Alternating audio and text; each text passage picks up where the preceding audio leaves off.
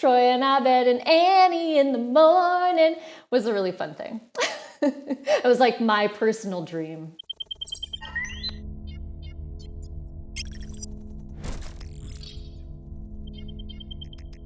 Welcome to EW's Binge community, where we're doing a deep dive into the NBC cult classic comedy. I'm Derek Lawrence. And I'm Chancellor Agard. Today we're up to junior status now, Chance. We're talking season 3. And on this episode, we're really excited to be joined by Alison Brie, who of course played Annie. But before getting to that conversation with her, I want to talk season 3 with you, Chance. Another great season. We talked about on the last episode where I think season 2 is the clear number 1, but I mean, they really still roll into season 3 on a hot streak and firing out great episodes. What's your overall impression of season 3? I think season 3, I was surprised by. I still love it, but it has dropped in my ranking of the seasons. It's still great, but I just think like the Chang stuff doesn't work as well now as it did when I was like watching it live. I still found it really funny. It just doesn't as engaged with it. Overall, though, I still love it. Like again, there's more Batman, so I'm in. I mean, correct me if I'm wrong. I feel like season 3 features maybe the episode that you and the rest of the team here at EW selected as the best episode of Community of all time, right? Remedial Chaos Theory. When you put out the best episode the show's ever done, I mean, you're still Emmy doing something right. Yeah, absolutely. I mean, thankfully, this is the one, right? Was this the one, the one Emmy? Which is crazy. That's really insane. You know, me and Chance will dive further into season 3 and we'll talk Remedial Chaos Theory and a lot more. But before that, let's dive into our conversation with Alison Brie. Thank you for joining us. Thanks for having me. Yeah, absolutely. So how's your quarantine life going? It's a weird times. Yeah, it's pretty weird, but it's certainly aided by, having a great love for my husband and my cat. So we've got like a good little quarantine household going. And I'm super excited that Community is on Netflix because I've dipped back in and watched some episodes. I definitely watched a ton of season 3 episodes to prepare for this. I can't shake the Annie within me that wanted to like do my homework. And it's been really fun to rewatch episodes. We talked to Danny as well, and he was doing the same thing. He was actually watching with his kids, which was like a funny experience. What's that been like for you, kind of rewatching? Oh my God. Well, first of all, did Danny tell you that he's been sending us, the cast, texts of his kids talking about their takes on certain episodes? And it's just been like our favorite thing, getting reviews from Danny's 7-year-old kids about like the Jeff and Annie relationship. They're not really there yet. They're like season 1, but it's that part is really funny. And I'm loving rewatching it. There's so much content from the actual episodes that I don't really remember, because when I watch it, I just think about the antics that we were up to. We would shoot 18-hour days and we would shoot 5-day episodes. And so like, I remember less what made it to air in the episode, but I remember more like all the outtakes, all the bits that we were doing behind the scenes. And it really comes flooding back, like certain episodes that I'm like, I don't remember this episode at all. And then I see like Ken Jeong, like tasering his balls. And I'm like, that I do remember. I do remember us making a lot of jokes about Ken tasering his balls. Chang kidnapped the dean? Even for him, that's insane. Is it? Think about it.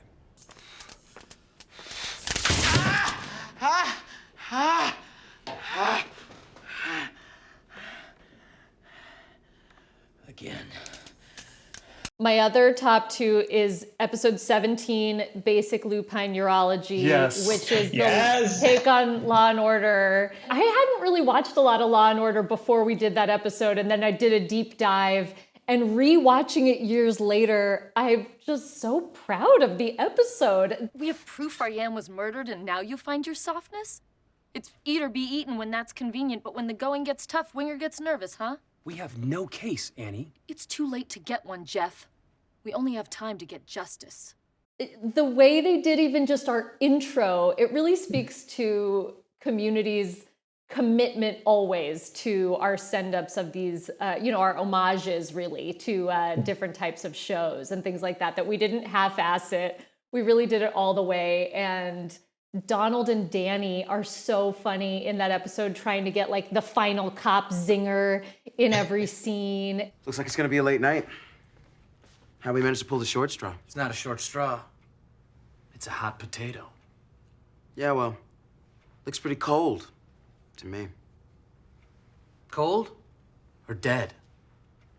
Survey says. We can't both do the zinger. Sorry.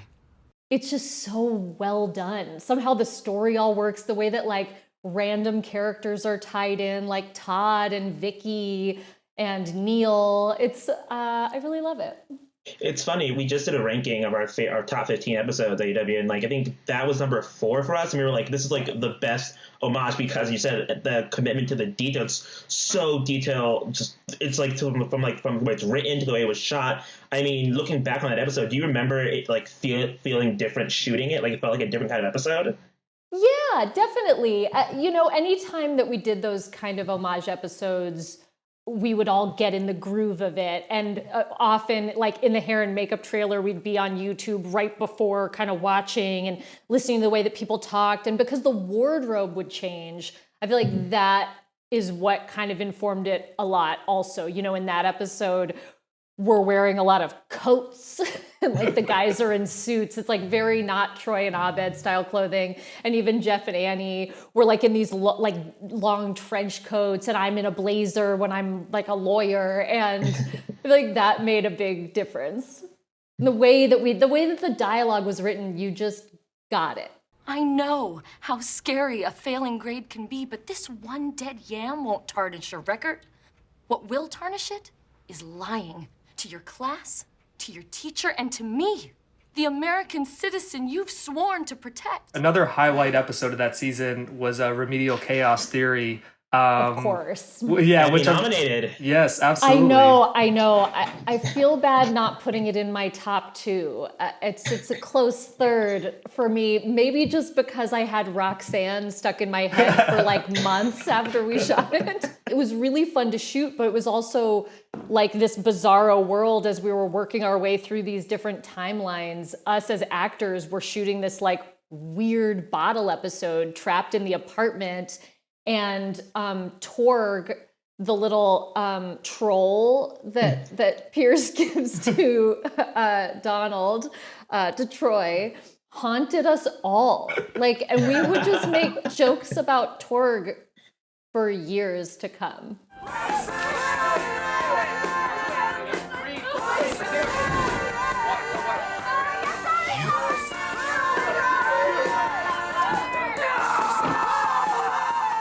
Yeah, that one just had to be crazy filming. Just like as actors, you probably can't even keep track of what timeline you're in at a certain point, right? Totally, right. It was a very weird, it just was a weird episode. Also, I'll never forget Gillian's like pizza dance. Iconic. Smells weird. I beg your pardon? Smells weird. What did you do? Abed, you don't ask someone a question like that. It's not dignified. Pizza! Pizza, pizza, going tummy, me so hungry, me so hungry. But also crazy stuff happens in that episode.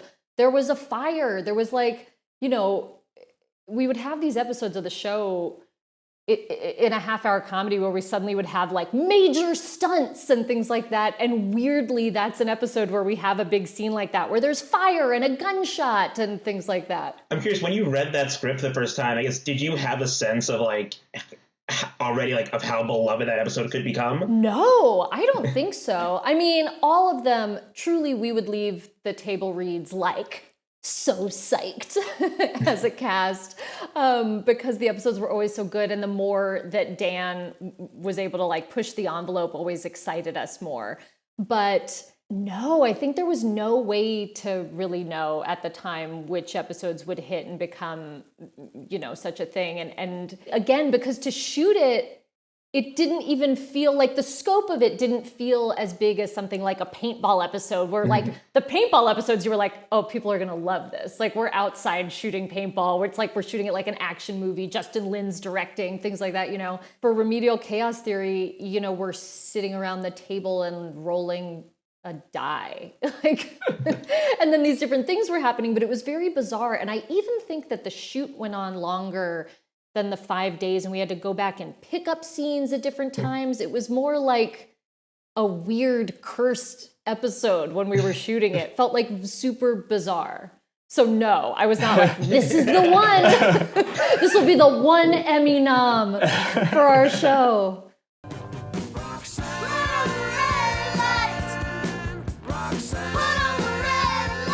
Obviously, there's a musical number with, you know, Roxanne there, but season 3 literally starts with a musical number, and, you know, you guys pledging to be less weird this year, which I know was argue you guys even got even weirder. So was that like a joke for you guys that you guys were talking about, or you're like, oh, we're actually going to really get even weirder?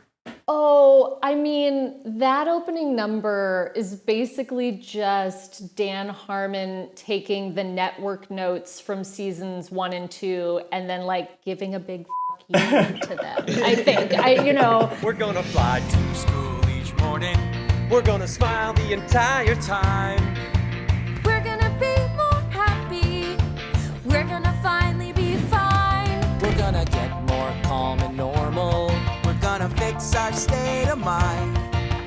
We're gonna be less crazy.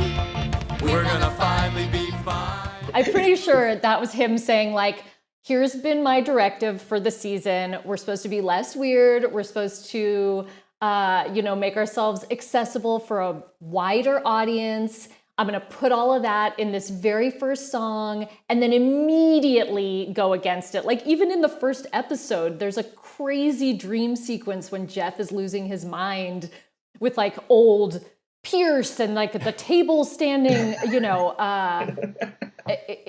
it's like, I don't know. I would say that season 3 is one of our weirdest seasons. I actually think that's where we really push the envelope more than ever. And when I was watching stuff back, I was sort of thinking that I think season 3, our show has always been made for the fans. And I think that like, you know, certain shows develop a really close relationship with their fans, this like symbiotic relationship. And I think that season 3 is where we really locked into that and truly going against what we say in that opening number. We're making the show for like a very specific group of people who we knew got the show and loved the show. We're gonna have more fun and be less weird than the first 2 years combined. And we're gonna live forever. And we're gonna sleep together. And we're gonna finally be sunny and shiny. We're gonna finally be Jeff. You know, there's a payoff to a 3-season joke, you could call it, in the Halloween episode of season 3, in which my character, I say Beetlejuice. I'm referencing like a Beetlejuice soundtrack in the Halloween episode of season 3. And anyway, that was the 3rd time that someone had said Beetlejuice on the show in 3 seasons. We said Beetlejuice once a season. And in season 3, when I say it for the 3rd time, Beetlejuice appears and walks by behind me. That's the type of shit that Dan and the writers would put in just for our fans, and they would see it and find it and appreciate it. Like, it is so subtle. It's crazy. It's like even Beetlejuice walking by in the background is not pointed out at all. I had to rewind it to show my husband again and be like, look, because you don't even know that this is an amazing payoff. What's the blonde's name? Bitter Butter Beetlejuice? Britta. What are those underwear made out of? They look luxurious. Oh, they're an organic soy cotton blend. This Gwynnifer must be real special. Don't you usually wear the stripy turquoise Beetlejuice numbers? There's nothing in your playlist but Spooky Party, the Beetlejuice soundtrack, and NPR podcasts. And people would see it and find it and post it on Twitter. I feel like Twitter, you know, now I loathe Twitter. I don't really go on there. But when we were shooting Community, it was like our main avenue to having a relationship with our fans. And we would always go on Twitter to check and see what the fan reactions were. And on Twitter, we would see where, they would have reactions to something like that and make a still of Beetlejuice or put a compilation video of the 3 times of us saying it. It was like very sweet and just reciprocated, from both sides in terms of us really loving our fans and the writers writing for them and the fans equally appreciating that writing, I think. Season 3 was also big story-wise for Annie, and when she moves in with Abed and Troy. What did you enjoy and what excited you about being thrown in the mix there with them? Oh, I mean, that it was the best. I love those guys. When we were shooting the show, Danny and I, for 6 years shared a trailer, like a 2-banger trailer, and we were just inseparable. And Donald was like the third to our trio, and the 3 of us hung out constantly in real life. So I really loved that was reflected in our characters, and it's cute that Annie got to be included a little bit in Troy and Abed's bromance, even though she's sort of the outlier in terms of how they live together in their household. But Annie was, in terms of like the study group, she's on the younger side of the characters, along with Troy and along with like the childlike way that Abed and Troy like to play games and explore and do stuff in their imagination. So it's very cute, I think, having the 3 of them together. I like when Annie tries to get in on Troy and Abed in the morning, and they like let her be a guest. And then in a later episode, I'm like, oh, did I write it down? They like walk in on her doing it herself, right? They walk in on her doing it herself, yes. Which was really, Troy and Abed and Annie in the morning was a really fun thing. It was like my personal dream. Troy and Abed and Annie in the morning. What are you doing? Nothing. Nothing, my ass. What are all these cameras doing here?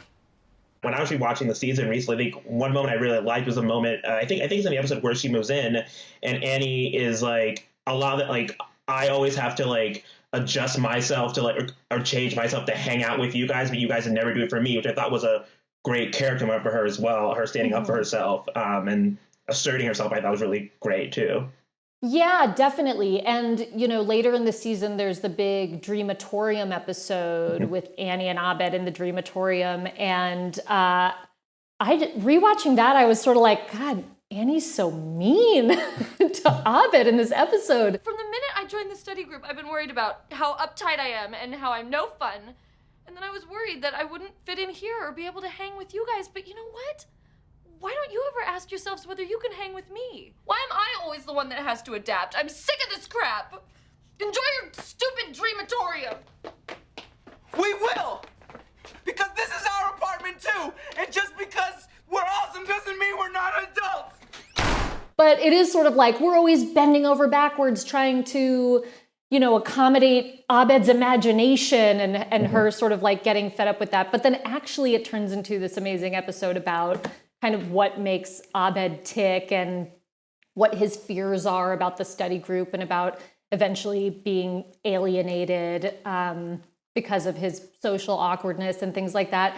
And I guess that's another cool thing about the show is like, even when we did sort of themed episodes, they often would move the story forward or advance your knowledge about the characters in some way. So it wasn't just like, oh, and then Annie and Abed will play around in the Dreamatorium and it's just like silly and they get to wear costumes and do accents. It's really tapping into something deeper about Abed's character, which was cool.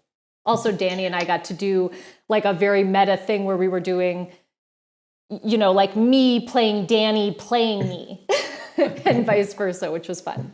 Abed? Yeah, I found you by turning into you. How cool is that? Cool.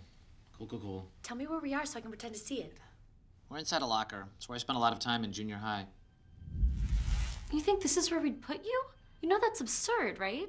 Well, I'm not stupid. You can see I've increased the square footage. It's a metaphorical locker. It's a place where people like me get put when everyone's finally fed up with us. Another key relationship episode I felt like for season 3 for Annie was this Origins of Vampire Mythology, which was big for her and Britta. Right. Yeah, which I felt like that friendship wasn't necessarily like spotlighted just the two of them that often, but I thought it did it really well here. Kind of what did you like about exploring that bond between Annie and Britta in that episode? You know, I like obviously Annie and Britta, I think at first had a tough time being really close because Jeff was sort of in the middle, and you know, those sort of romantic entanglements kind of got in the way. In season 3, there's a, you know, Britta Troy romance that's brewing that Annie's very excited about. And then they get to kind of settle into more of like a big sister, little sister kind of relationship, which even starts, I would say, in the Annie's Move episode when Annie moves in with the guys and Britta's like, let me give you some advice about when you're roommates with your friends, even though no one really wants advice from Britta. But actually, even though Annie thinks she knows everything and knows what's best, she still is a bit naive to a lot of things. So like, I feel like that's the nice balance between them. Can you imagine how much fun this is going to be, me living with Troy and Abed? Yeah, there'll be a honeymoon phase, but won't be long till you hate their guts. What's this little guy's name? I'll never hate Troy and Abed. My God, I forgot. You're 20. Don't worry, it's natural. When you become roommates with friends, the things you love about them become the things that make you want to smother them with a pillow. I wanted to ask you also about Annie and Jeff's relationship. It's like also in that musical number, and they joke about how they're going to finally get together that season. And I feel like the show never committed one way or another to whether or not they should be together or they should not be together. I guess, how did you feel about their relationship? I guess, did you hope it would eventually become romantic? Or were you glad that you guys never actually went in that direction? First of all, the whole Jeff-Annie relationship was a real surprise. It was never intended for the two of them to have any sort of romantic thing, like from the very start of the show. And obviously Britta and Jeff and their whole, Jeff pursuing Britta is like the impetus for the first season. But after we did the debate episode in season 1 and we had this weird kiss thing and fans really responded to it. So that was sort of like another fun, like fan communication type of thing that happened. And then it kind of became this ongoing will they, won't they trope. And that certainly played up a lot in season 3. And I guess in season 3, we also start to acknowledge Annie's age and sort of their age difference.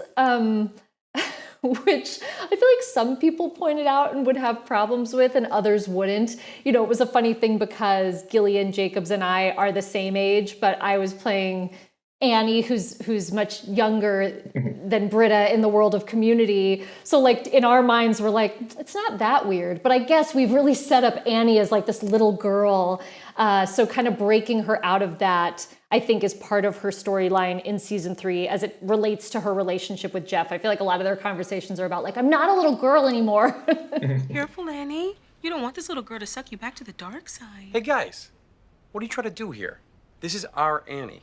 That little twerp is a can of Annie Light. She couldn't hold a candle to the real thing in any category of anything. Oh, well, I wasn't fishing for that. You're the best, kiddo.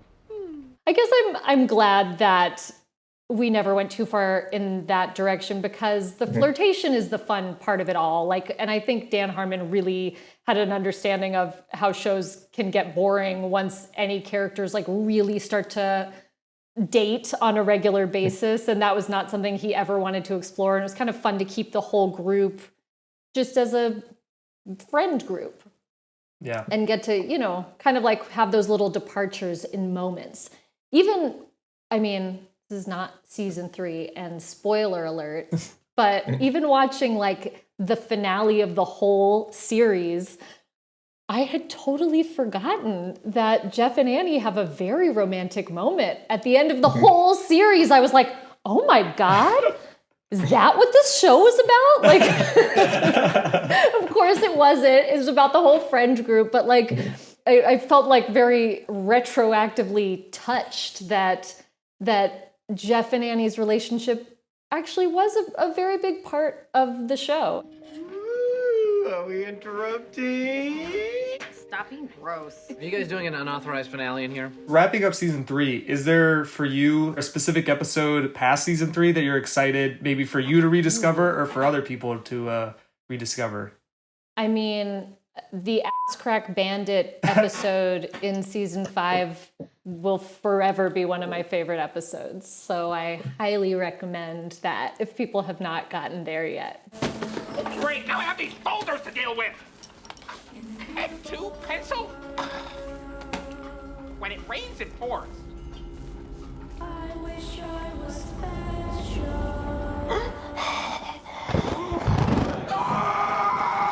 Danny did season 5, and he specifically, like, that was a highlight of him, was Ass Crack Bandit. Yep.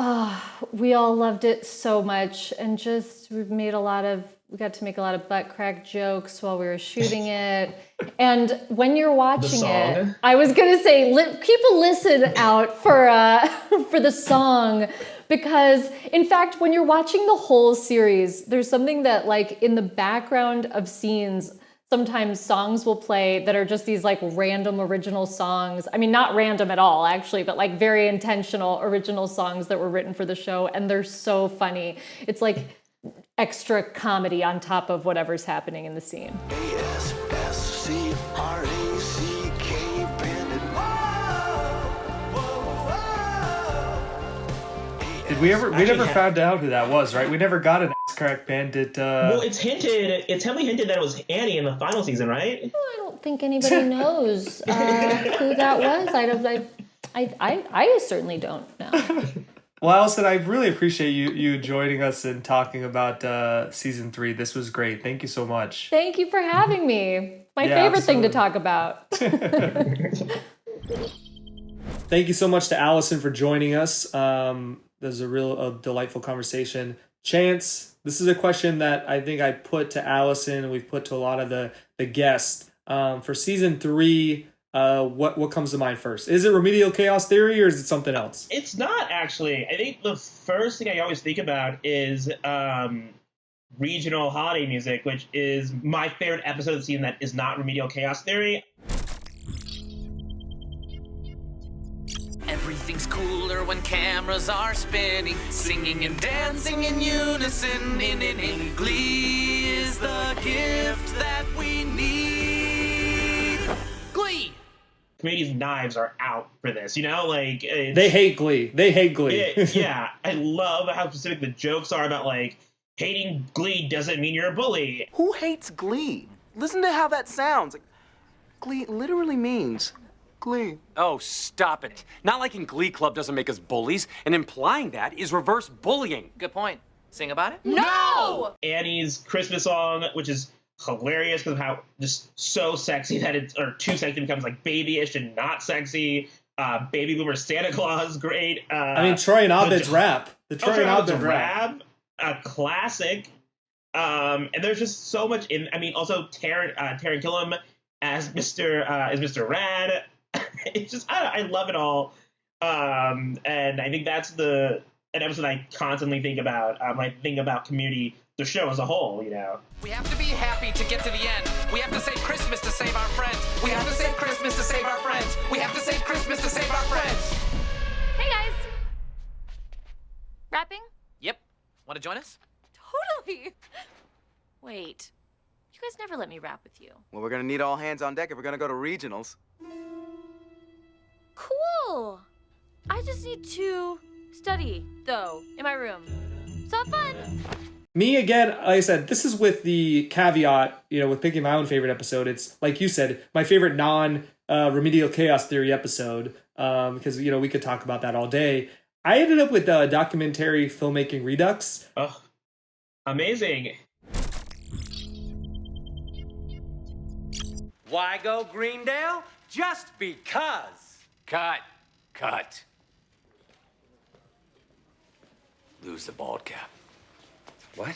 I don't like it. It's hokey, it's fake. Take it off. I always liked when we gave Jim Rash as the dean a spotlight. He did such a great job with that character. And I feel like through all of our interviews, maybe not everyone, but almost everyone would bring up how good Jim Rash was. Yeah. And how they were always impressed, and he could, whatever he would do would make them laugh. He would never forget a line. He was always on. Never had a bad take. Yeah, exactly. And he really shines here with the dean kind of losing it, with this kind of Apocalypse Now type play on making this documentary for the school. And then it also has, there's some great stuff. Jeff as the dean, trying to get fired, but then the dean loving it. He's like, no, use that. And then Chang stepping in for Jeff as the dean was great. You're wrong for the part! Understudy! Also, the payoff to the Luis Guzman statue, with Luis Guzman finally making a cameo, the most famous Greendale alum. I've always had a soft spot for him, so I thought he was great in his cameo. Why do I go Greendale? The dean is a genius. To meet different people. With 3 kids at home, you better believe every penny counts. I love my time. I got laid like crazy. So why should you? Why should you? Why should you go to Greendale? Greendale is the best school in the entire world. Go Greendale, go Greendale, go! Another one, basic lupine urology, which was the Law and Order kind of homage that I know also made your guys' rankings of best episodes. That's the one that Dan Harmon pointed to when we talked to him. So let's hear what he has to say about that. Schraub's work again. It's a Megan Yans draft. She was a huge Law and Order fan. Another superb draft. But Schraub coming on, he takes the job of accomplishing a look very seriously. And then I just remember him coming into work, having watched a million hours of Law and Order, and he was like, "I want to talk to the wardrobe supervisor. I said, I want it. Is it okay if it's autumn for this entire episode in New York, in terms of color tone and everyone's wardrobe? Can everyone just be inexplicably experiencing the fall in New York?" And I was like, I'd love to hear this stuff because I don't think about that at all. And when you watch that episode, it's just like, Jeff in this, overcoat with the collar popped up, getting a hot dog with Annie on the steps outside the library. But we had so much fun writing that episode because there were just a ton of Law and Order fans in the writer's room, and I feel like the actors had a blast doing it. That's such a great. It was one of those ones where you just sort of feel like, God, can we just spin off a show where we do Law and Order all the time? Which may be the reason for the success of Law and Order is because it's just such a great way to write, to just do these series of boxcars that all contain all this information, some of which is random, some of which is building to something, and ultimately culminating in this crazy drama in a courtroom.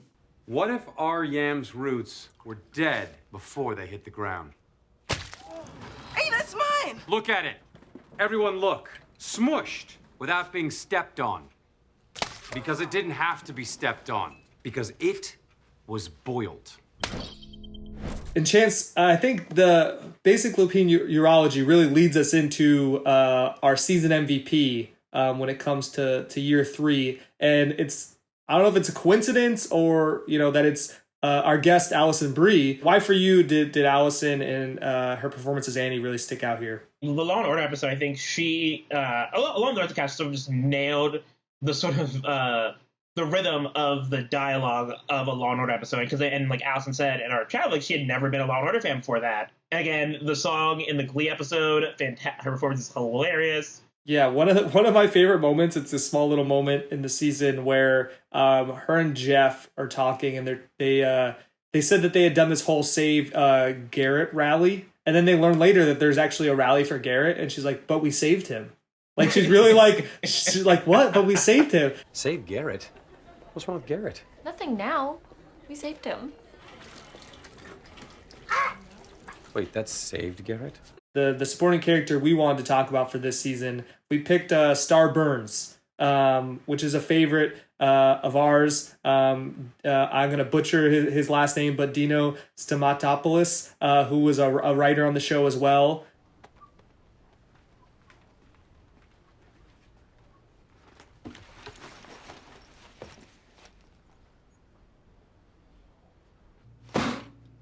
I found that backpack.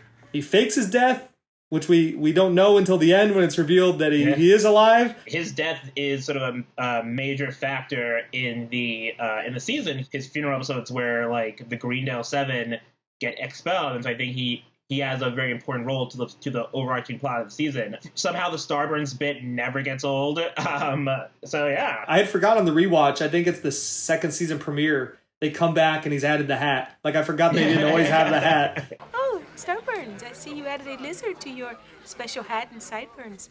Am I missing anything? Yeah, the human being underneath it all, but no one's really interested in that, are they? No. What haven't we talked about that stands out? I mean, I guess just to wrap up, the last thing I'm going to point to again, Abed is Batman, dude. Another great performance from Danny Pudi as Batman.